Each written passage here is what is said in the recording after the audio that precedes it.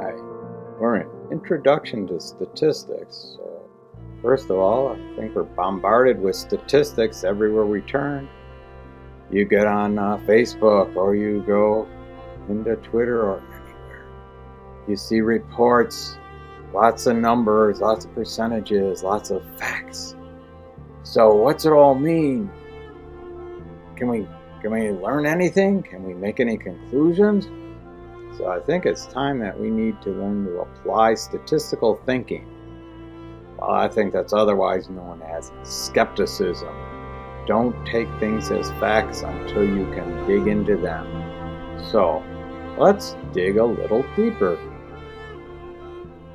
On page 3 of our textbook, there's an interesting paragraph about facts we hear from statistics.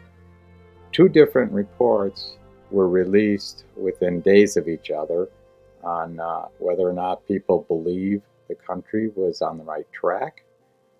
The first report indicated 45% of Americans believe that, but then the second report said it was 37%. So we've got an 8% difference there. What's going on? We have a lot of data on COVID-19.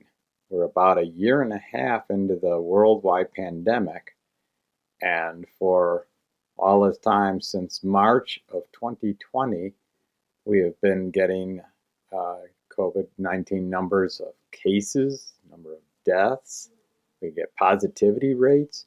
This is done for all over the world, broken down for just the United States, broken down further to Colorado, and even broken down to individual counties by state. So we have a lot of data to work with. We're trying to figure out how to end the pandemic. So as a country, we're trying to figure out what's going to work. We have options such as lockdown, wearing masks, social distancing, hand washing, sanitizers, cleaning surfaces. And then this year we've gotten multiple vaccines, 3 different ones that have been used. Hospitals have been trying various courses of treatment on the patients in ICU ever since the beginning. They don't want to have so many people dying. So surely we can make better decisions based on statistics, can't we? Well, I gotta say, I'm glad that I'm not a statistician looking for clues as how to end the pandemic and get back to normal. It's not that easy. Start looking at what we've got. The data is aggregated at the world level, United States level, state level, so Colorado or any other state, and even down to county level within states. So we have a lot of choices. I think I will stay away from the world numbers because then we've got the concerns that each nation has had different policies that they've used.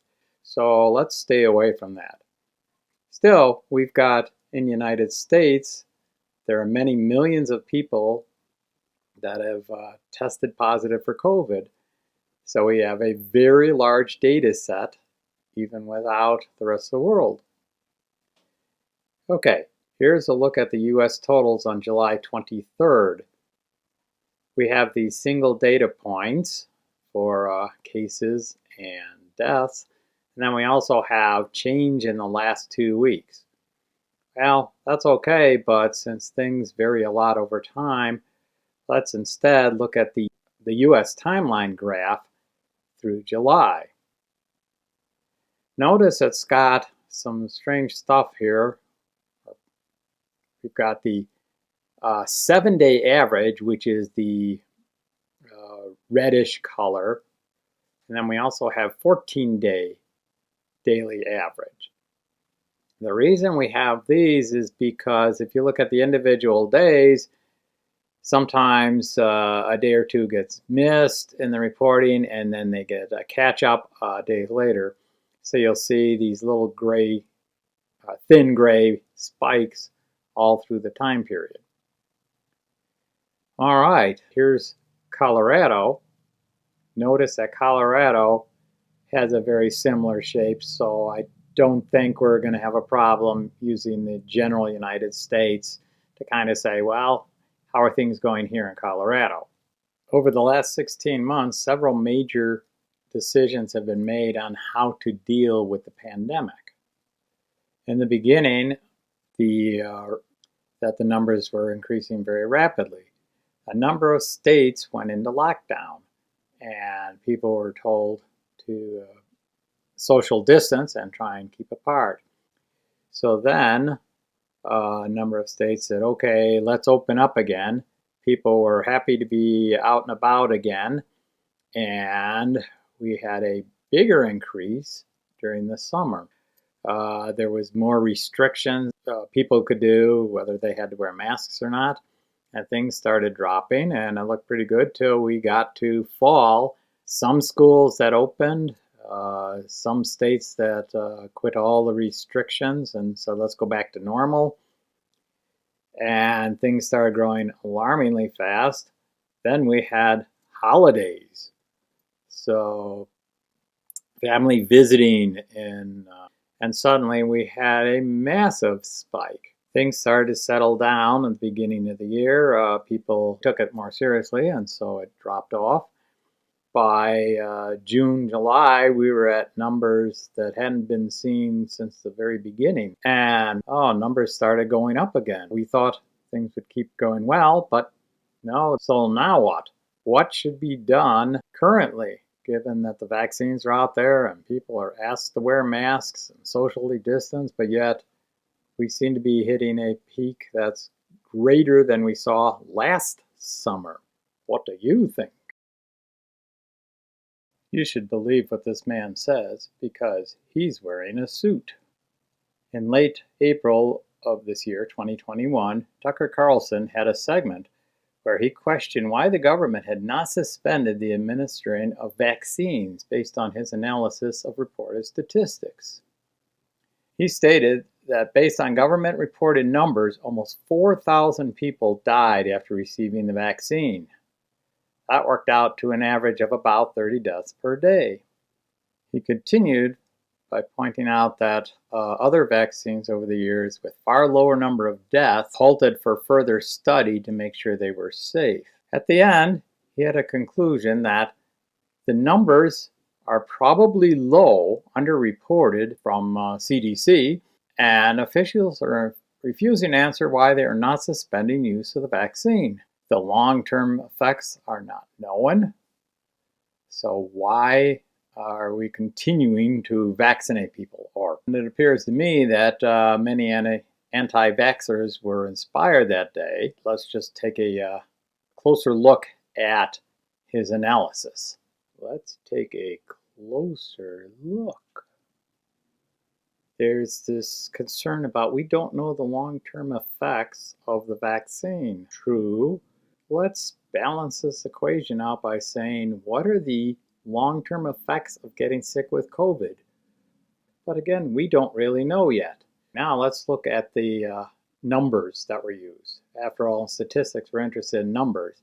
So looking at the VAERS, I don't know if that's VAERS system, add up the number through April, total was 3,977. So Tucker Carlson saying almost 4,000 was actually a pretty accurate number. Now, these numbers, they are point estimates, which means they're the best we're able to put together with the data we've got. I wonder if there are other sources of data. There was an anonymous person that claims to be working for the government and saying that the number of deaths actually 5 times larger than published figures. So this person said, well, there's about 9,000 deaths times 5, so that makes the estimated number of deaths after taking that vaccine about 45,000. Well, these numbers cannot be found anywhere. It's just an anonymous person making the claim, so it's hard to put a lot of faith in. Now, as for why were there so many deaths? First of all, the system, VAERS system, simply records anytime someone has died and they've previously gotten the vaccine. It does not look into cause a death. Well, something else that strikes me is that, okay, this was done in April.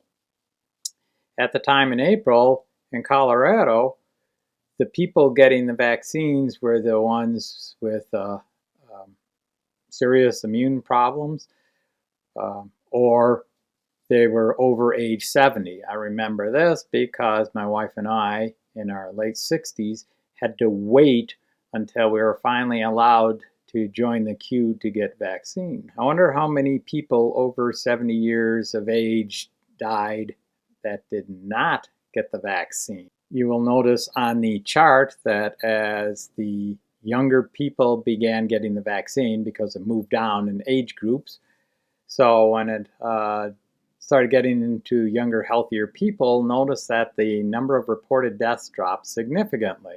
The other thing is, oh my gosh, should we get concerned that 30 people died a day based on people that got the vaccine? As of July 26th, 2021, the number of deaths from COVID in the United States was 609,870. Per MS Excel, that's a total of 512 days from the beginning of reporting. That works out to be an average of 1,191 deaths per day.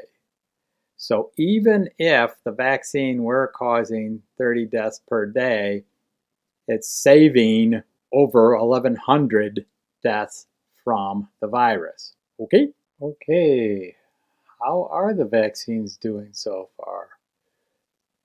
As we saw, the fourth wave came after the administration of tens of millions of Americans getting vaccinated. Doesn't the vaccine rate lower the number of new cases? Are there lurking variables?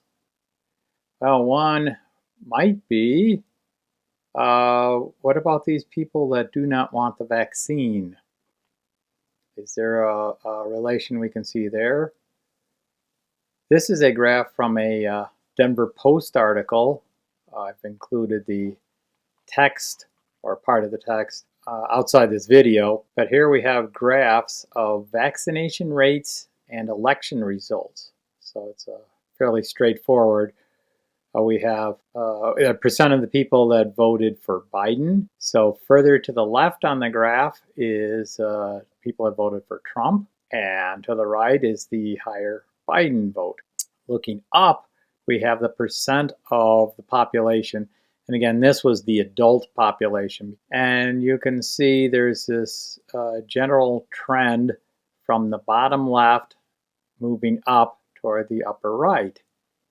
So a state like Colorado, you can see that they voted for, a higher percentage voted for Biden, and a higher percentage of the adults got vaccinated.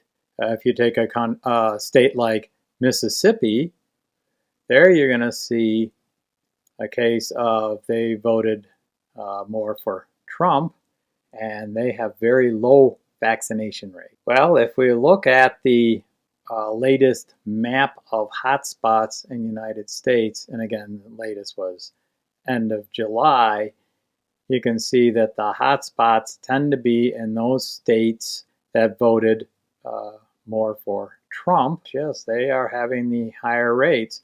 So maybe the vaccine is working when enough people are vaccinated. Here we are at the end, and it feels like we still have a lot of questions despite the massive amount of data we're getting, the statistics that are being generated on a running basis. We have the issue that breakthrough cases where people that are vaccinated are getting sick. Unfortunately, there is no data being gathered on that, so we cannot see how many people that are vaccinated are getting sick and how sick are they? Or are most of them having mild cases and doing okay? Are they spreading the disease? Well, that's even harder to check. Put on your critical thinking hat and say, what do you think? What works? And any questions you have, just post them in the discussion board.